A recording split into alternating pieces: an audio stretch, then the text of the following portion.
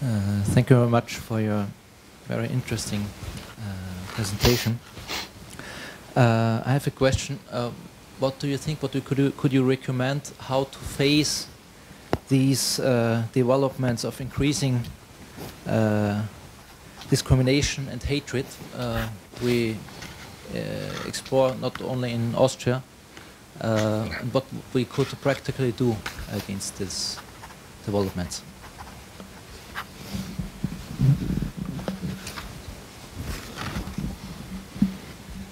So many thanks for your lecture, and I think you took us to a very, very interesting journey into the past, into the Second World War, and the consequences that came after.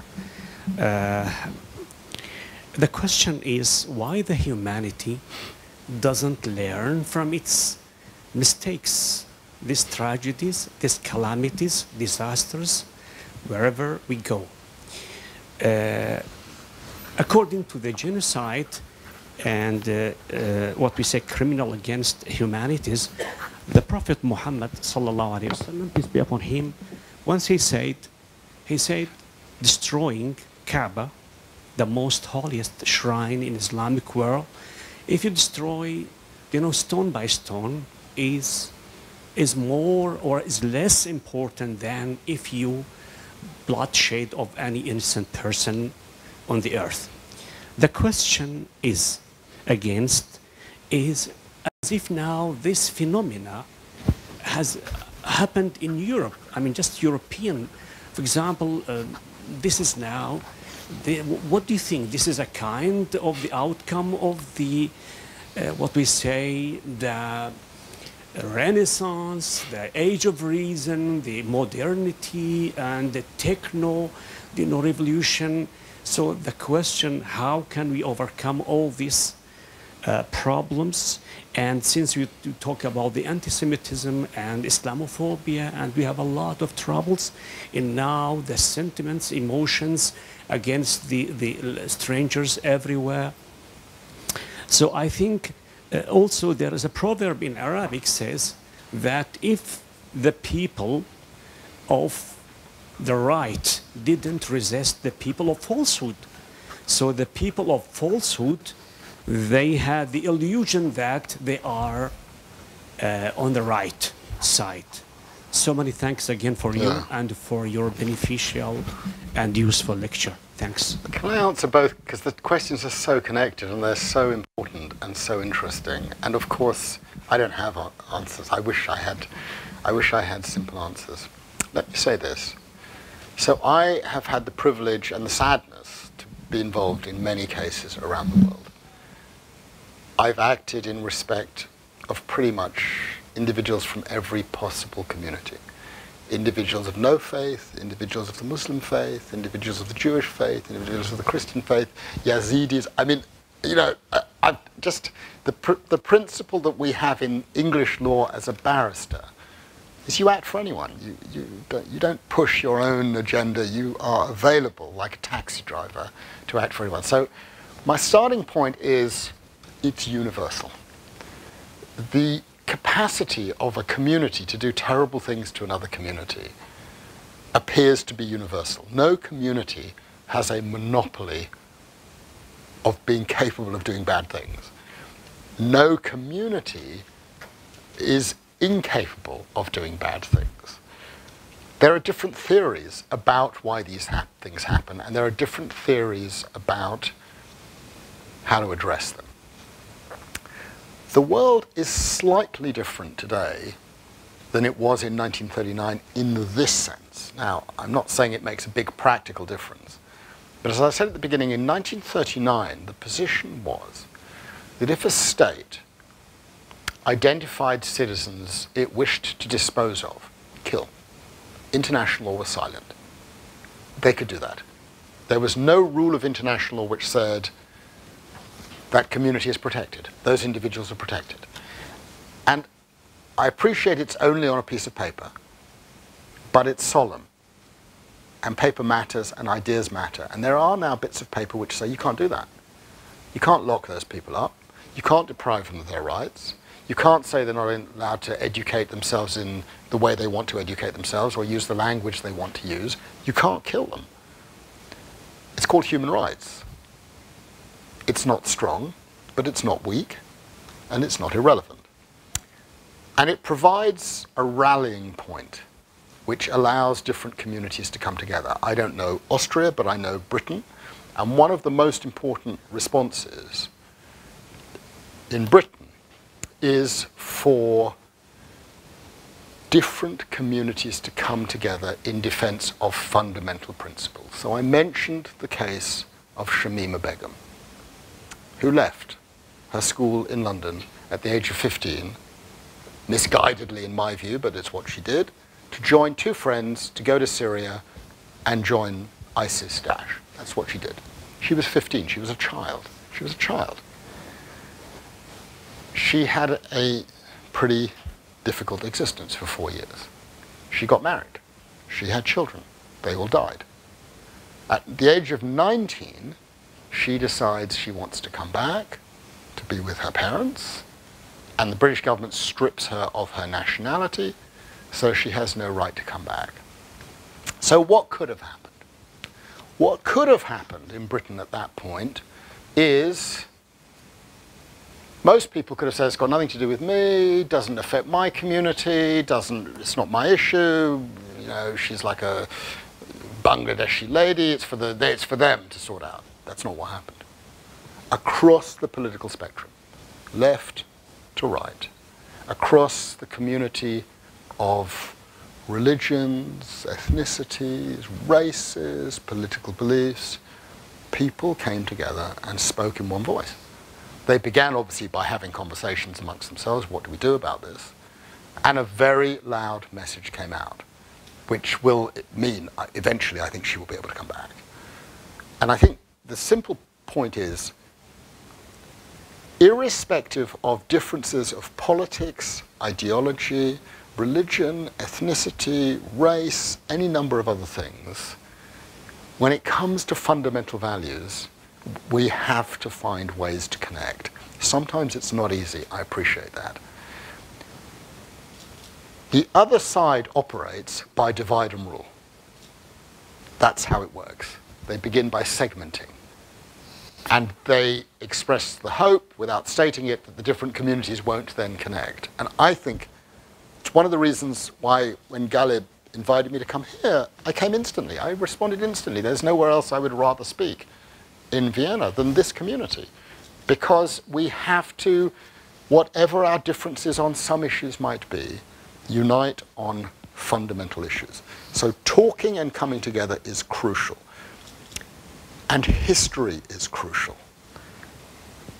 And let me speak frankly about history in Austria. It's been really interesting for me with this book, East-West Street. It came out 3 years ago.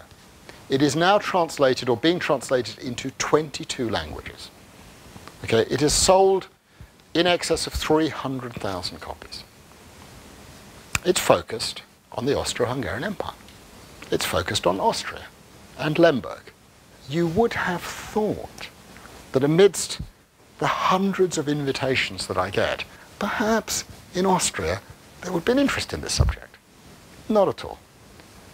3 years on, yesterday at the Jewish bookstore, here today, this evening at the Kreisky Forum, are the first invitations that I've had from Austria. Compare that to Germany. I get 3 invitations a week to go all over Germany and to talk. So what has happened? What's the difference between Germany and Austria on this subject? Plainly, there is a difference, because I see from myself, I don't criticize it, I just observe it. One community says, come, we're interested in your ideas, come and talk to us. The other community says, no, actually, it's not for us. I mean, he's this foreign person talking about Vienna and, you know, Lemberg. And so this, for me, is a mystery. And I understand, because I've come many times to Austria. Of course, people in this room are different. People who were in the bookshop yesterday are different. People who will come tonight are different. But most people don't want to talk. And that became clear to me in an event that happened in 2015, when the film I talked about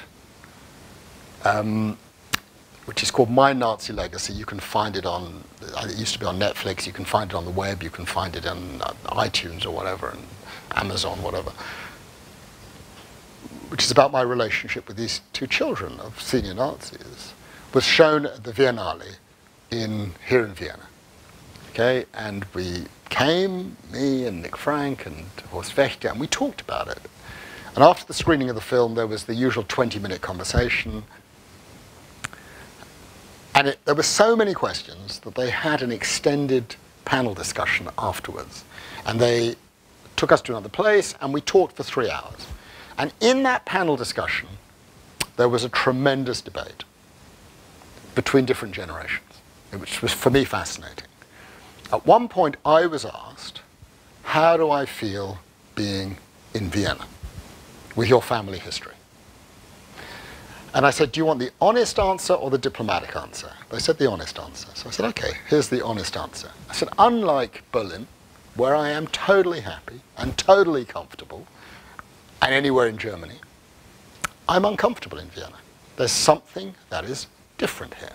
There is a different way of engaging with the past. You know, I'm seeing the nods, you know what I'm talking about. And there has been, frankly, from my perspective, and I may be wrong, I said, a perception that there's been no engagement with what happened in this country between 38 and 45. No real engagement. I mean, that's what I said. So immediately the reactions began. Hands go up. And the first 6 people who spoke, who were all older people, said it's not true, it was true in the 60s and the 70s, but then everything changed in the 1980s, and now we have monuments, and we have things, and we have discussions, blah, blah, blah. I said, look, I don't know what you have, but I'm just talking about my perception. And then the counter-reaction began. Then younger people started putting their hand up and said, no, it's not true. We don't talk about these things. And then a young woman took the microphone, and she said, it is totally not true. And it's totally not true that we talk in the place that is most important of all, which is the family. I know, I come from a family of silence. No one talked about it until I was 50 years old, what had happened in our family. And I know this theme of silence because I see it in the cases that I do around the world. I see it in Yugoslavia, I see it in Bosnia, I see it in Congo, I see it in Argentina, I see it in Chile. When you've been through a trauma on the receiving end, you stay silent. Generally. When you've been a perpetrator, you stay silent.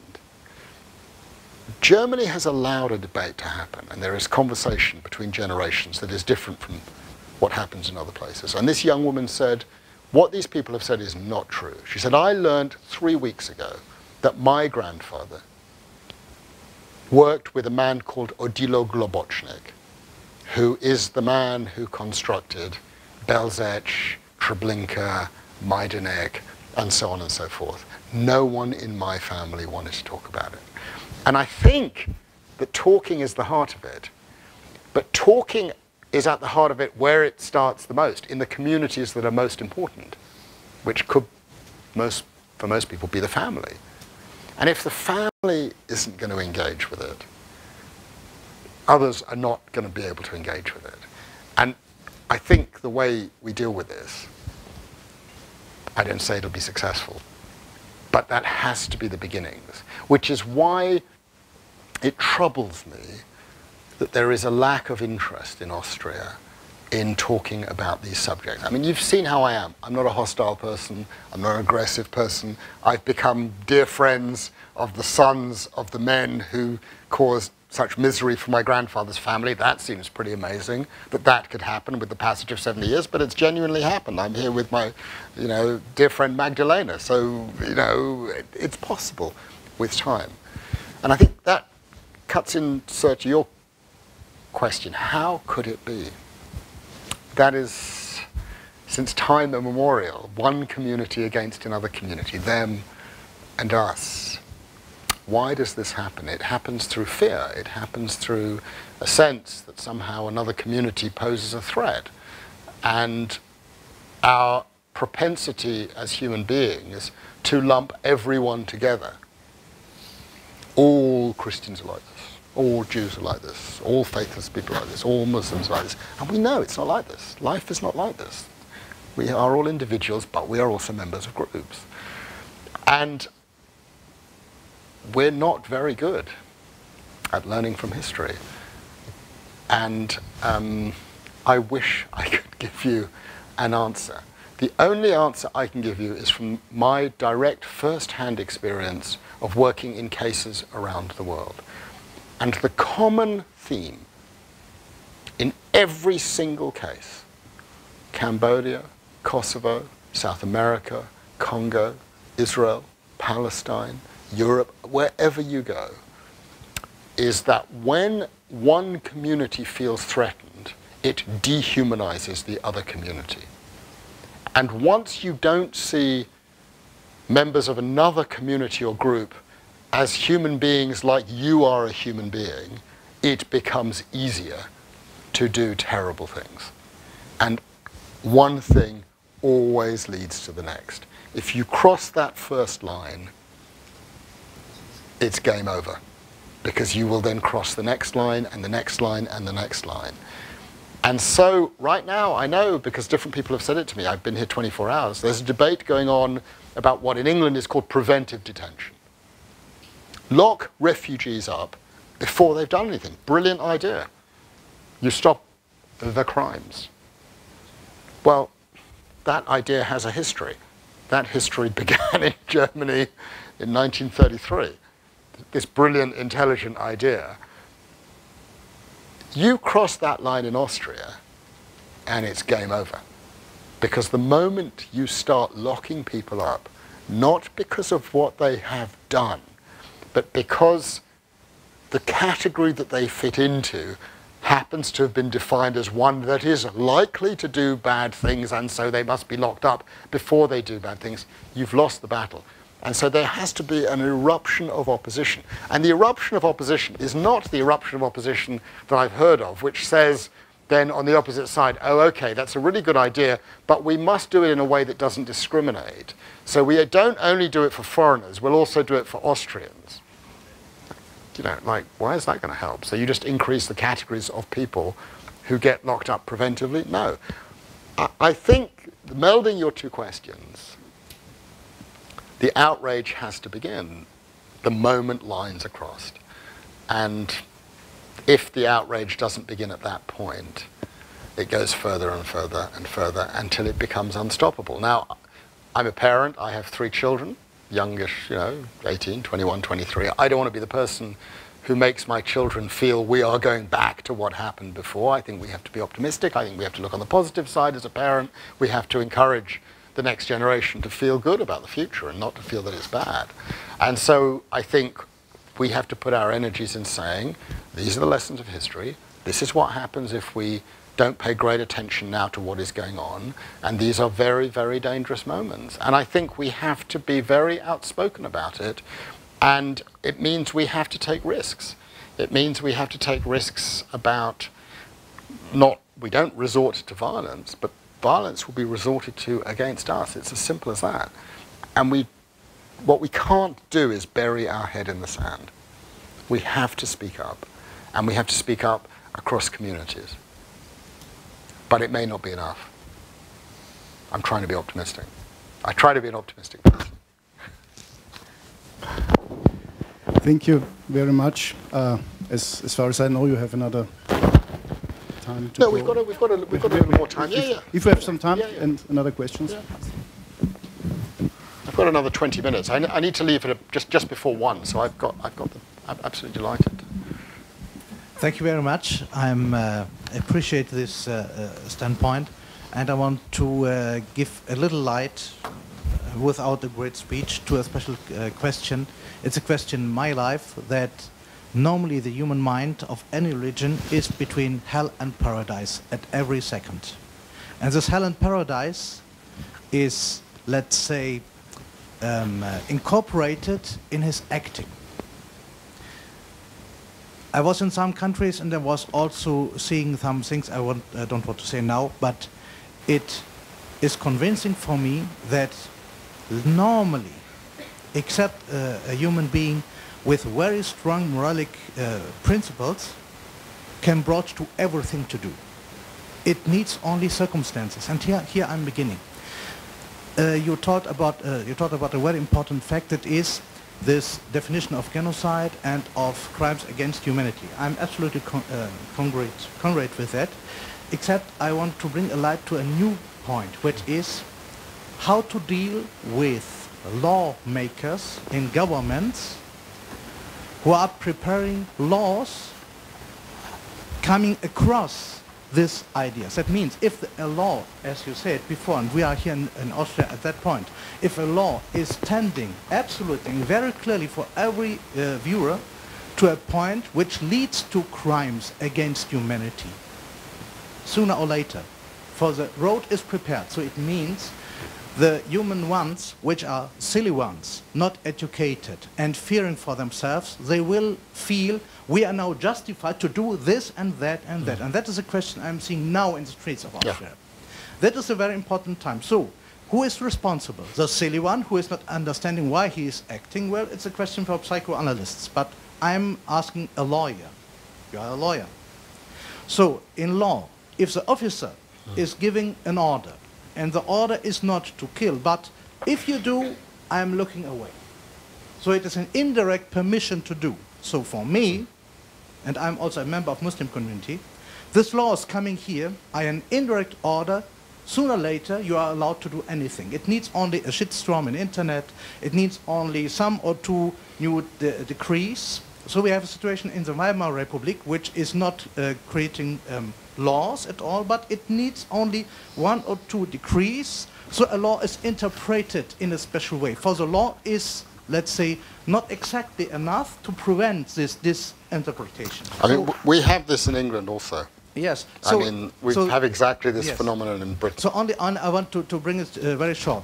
For me, a new, let's say, task could be not only to look on crimes just happened or prepared, but to look on lawmakers, how are they making laws? For if a law is clearly coming to this point, so the law is preparing crimes. Okay, I've understood your very important question, and I think there was a second question at the back, or a lady.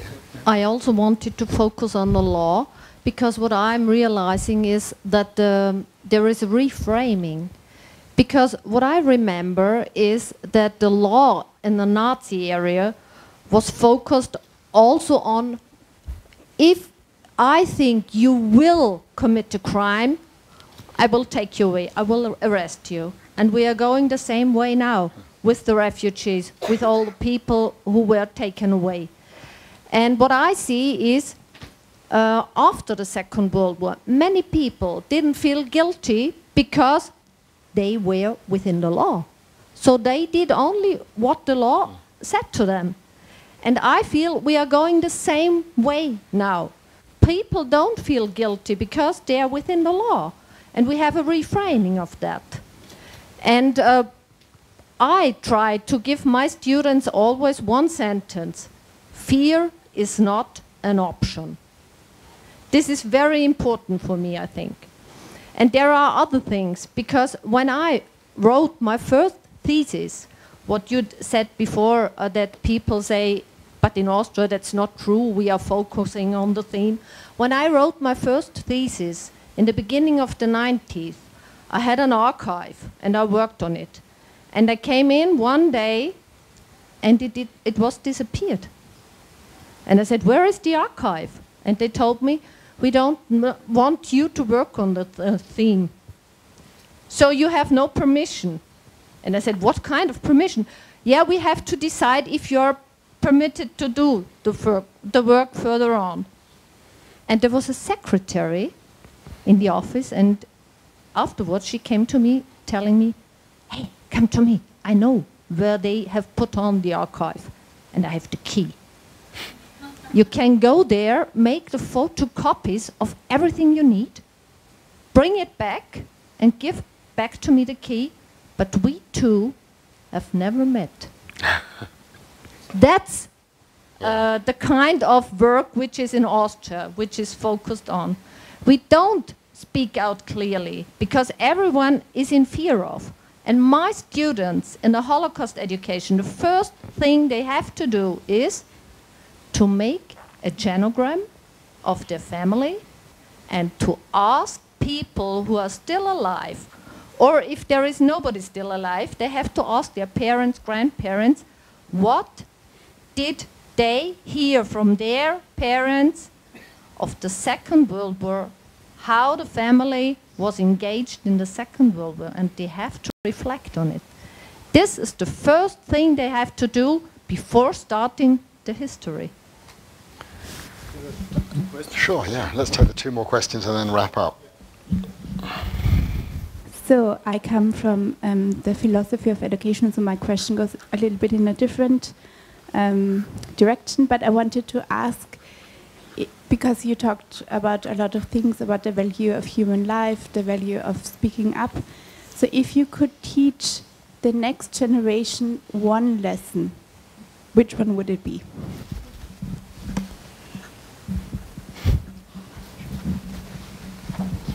Okay, I will close up with the questions.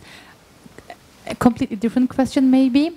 What does all this journey to your history make to you? Personally, but also how do you deal now with your job as a lawyer?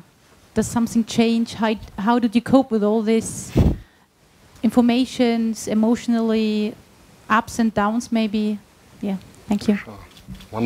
Thank you so much for these incredibly interesting, intelligent and wonderful questions. We could spend hours. I mean, these go to the whole heart of human existence, minor issues that we like to talk about. The law. I mentioned that what's changed is that contrary to 1933, 1939, there is now out there a thing called the European Convention on Human Rights, a thing called the Universal Declaration, conventions. They don't of themselves stop terrible things from happening. But when a lawmaker in Britain proposes legislation that crosses a line, people like me and my colleagues and other politicians and the media is incredibly important, find ways to address that. And we say, actually, clause 37, subparagraph 6, I think you may want to look at it again because you will see that it violates Article 10 of the European Convention on Human Rights, or it's not consistent, or there is a judgment.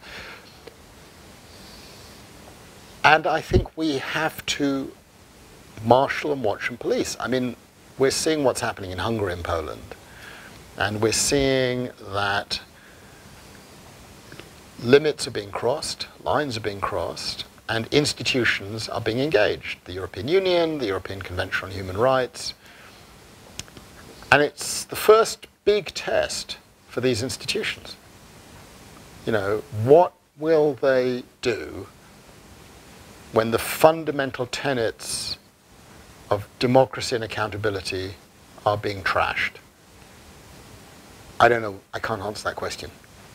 I don't know what's going to happen. I mean, I know the judges in Europe, I know the judges in Luxembourg, I know the judges in Strasbourg, but they are just judges. And when they give decisions, the domestic politicians say, we're going to ignore it. Actually, at this point, there's pretty near complete compliance.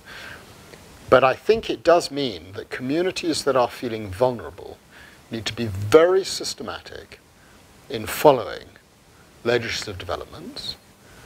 They need to identify individual lawmakers, not in a threatening way, but in a positive, proper, courteous way, who are putting their names to legislation.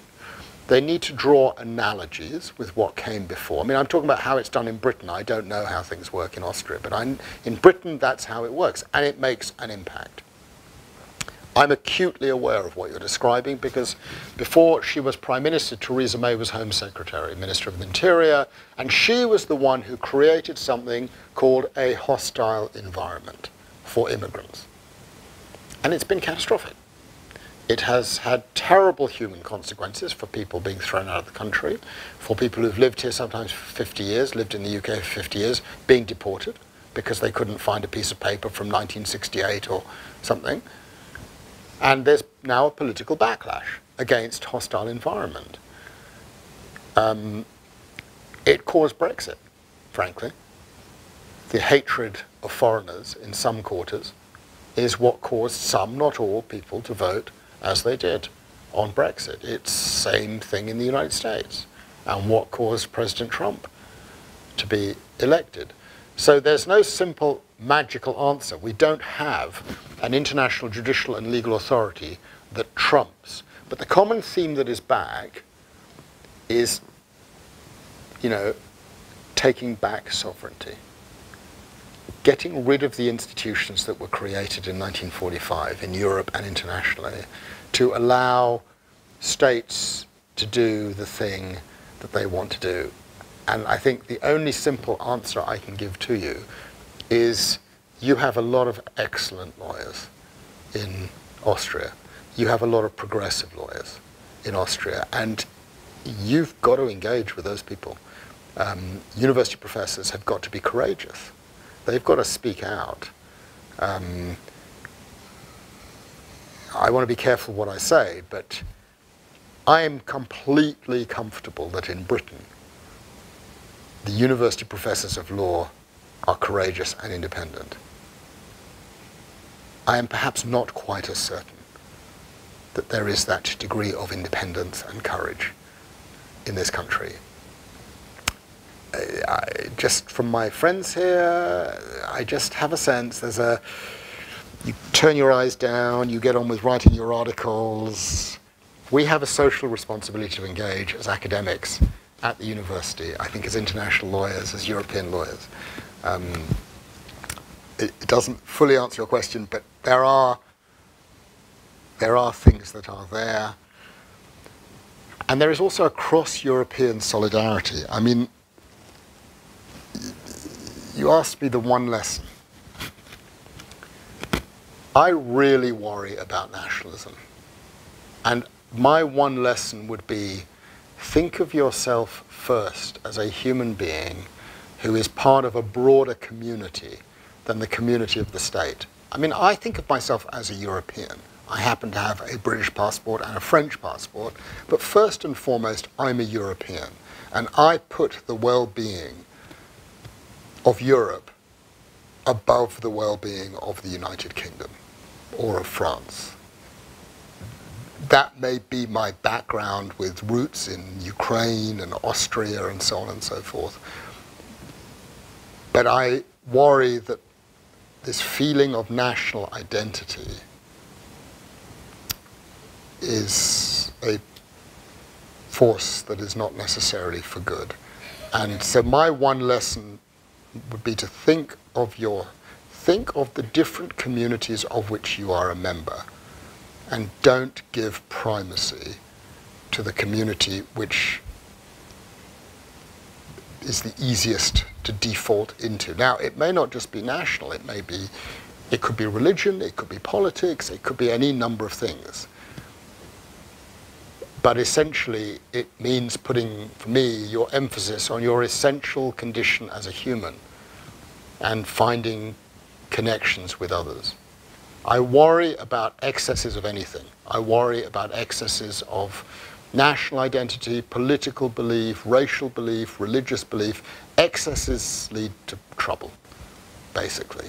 That's the experience that we get to. And there has to be always a degree of flexibility and respect for the other, even if you don't like it, even if you don't agree with it. Different human beings have different ways of doing things, and no one way has a monopoly on right and good. And sometimes I find it difficult sometimes to remember that. You know, right now I don't really want to hang out with people who voted for Brexit. You know, why would I want to hang out with them?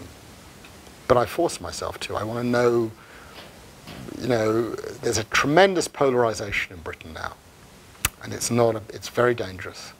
And we have to make ourselves engage with those we disagree with. We have to make ourselves listen. We have to make ourselves talk. And if you go back to the 1930s, polarization is what happened. Communities stopped talking to each other, and everything became ghettoized. And once you go in that route, I think it's very, very difficult to repair the situation. You know, in terms of the points that you raise, I think we have to be I think we have to be incredibly astute and incredibly attentive to tiny points of detail, and we have to respond very firmly once we begin to see things happening in that way. I mean, I'm here today because of my relationship with Horst Wächter. Horst Wächter, are you comfortable with me saying a little bit about it, Magdalena? As you know, I'll speak positively. Horst Wächter I came to know in 2012. His father was a senior Nazi gouverneur, a deputy of Hans Frank. And I was introduced to him by the son of Hans Frank, Nicholas. And the first time I met him in 2012, in a small town village of Hagenberg, north of Vienna, I was anxious because this was the son of someone who had, caused a lot of misery for my grandfather's family. And I came to know a very generous man and a very decent man. It doesn't mean I agree with everything that he says, but here is an individual who has tried to engage, who has been incredibly open and transparent. It has brought difficulties to him, which I recognize and which makes me respect him even more, but who has tried to be open about things that happened. He and I may not have the same interpretation of certain things that happened or certain documents, but that really doesn't matter. What matters is that we talk. What matters is that two people from different backgrounds are able to sit in a room together, break bread, drink tea, and talk about what happened, and share our experiences and listen and understand. But I know from his experience, not with his daughter, but with others in his family, that this is a very difficult thing to do. But not just in Austria. In Britain, if you have a family of slaveholders and one member of the family decides they want to talk about what happened in the 18th and 19th centuries, the rest of the family comes down on that person like a ton of bricks. Shut up. Stop talking. Don't talk to people. Don't bring shame to our family. Be quiet. And that's a problem. And it's not just Austria. It happens in every country in the world, in every community. And so talking amongst families, it really does come back to that. I think if that's not sorted out, it becomes impossible to imagine. If a family can't talk, how can you expect a broader community to talk? It's not going to. So that, for me, is always the starting point, and that is how I would put the focus. Your final question is, it's been an amazing journey. So there I was, 10 years ago, living in London, university professor, lawyer, great life, wonderful wife, wonderful children, very happy person. And along comes this invitation, and it changes my life completely and forces me to engage with a history that I knew little about. I mean, I knew the broad brush, but I didn't know the tiny details. Forces me to confront big issues of identity. Forces me to confront the fact that my grandfather, who I thought was French, because he lived in Paris, was actually, then I thought, oh, well, maybe he's Austrian. It turns out he's not even really Austrian because he came from Polish Ukraine. So that causes a lot of confusion, even in someone who's in their 50s. Who am I? I thought I had a French set of grandparents and an English set of grandparents and a French mother and an English father, and now it turns out it's a whole lot more complicated. So there's the integration of that change. There is a religious aspect also. I'm Jewish, but I'm not practicing Jewish. But I would be lying to you if I said that the experience I've been through in the last 10 years has not had an impact on my engagement with the religious experience of my grandfather and of his family.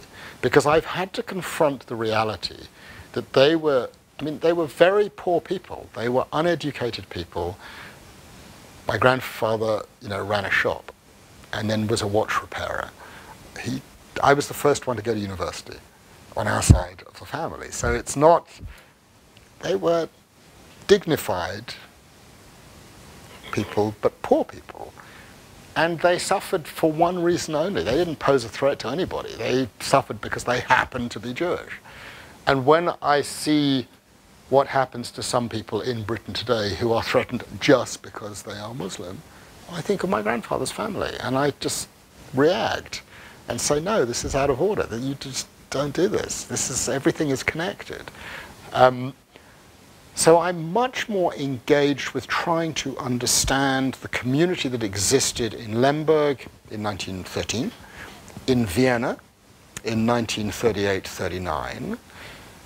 And I think one of the big takeaways that I have is I imagine that community in Lemberg, which I don't know, who here's been to Lemberg?